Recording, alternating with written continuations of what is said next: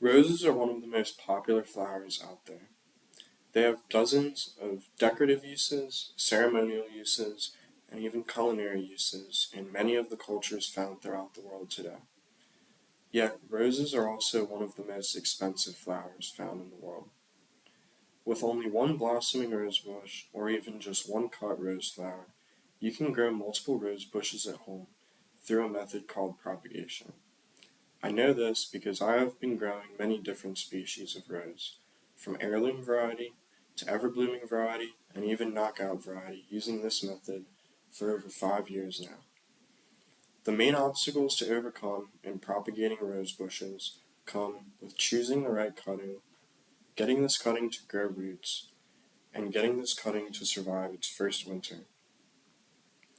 First step in growing a healthy rose bush is to choose a healthy cutting.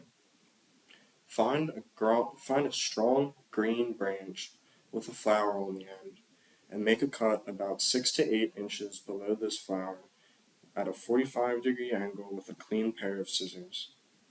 Cut the flowering portion off of the stem and cut all but 3 leaflets off of the branch. This graphic diagram on the first picture to the left shows what your rose cutting should look like at this point, with no rose flowers left and only 3 leaflets coming off of the main branch. This is backed up by a 2011 study done by Park, Wan, Park, and Zhang in the Journal of Horticulture, Environment, and Biotechnology, where it was found that rose cuttings with only 3 leaflets remaining grew the largest number of roots, and these roots had the largest mass. Once your rose cutting is removed from its mother plant, it needs to be given water and nutrients as soon as possible. Choose a soil that is high in sand and perlite content, and find a container that has many drainage holes. Place the rose potting container in a plastic tub or place a garbage bag over the cutting so that humidity builds up around the plant. This is backed up by a 2016 study done by Ranjbar and Amati in the Journal of Horticultural Science. It was found in this study that rose cuttings grown in a soil medium composed of perlite, tea waste compost, and sand in a 1:2:2 ratio grew the greatest number of roots. Once your rose cutting grows roots, it will look like the middle picture in the diagram. The bottom of the stem will be enlarged and a root bulb will be forming under it. However, no new leaves will form yet. An easy way to tell if your rose cutting is rooted is by lightly flicking on it or by pulling it out of the ground. Roots will prevent a cutting from being pulled side to side or from leaving the ground with light force.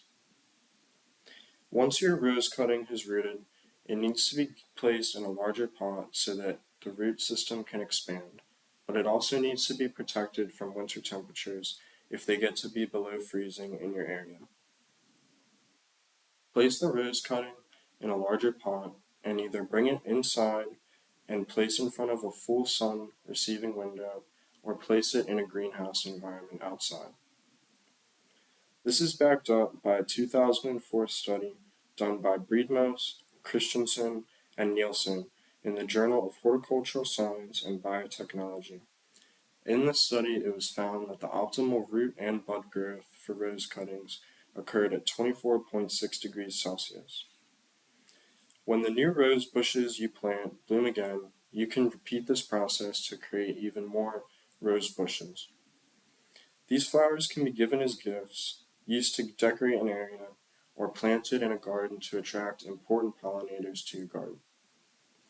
With this method, you can keep the roses you were given on Valentine's Day forever. You can keep your favorite bush at a relative's house forever, and you can avoid the absurd costs that come with buying multiple already grown bushes to plant on a new property. Thank you.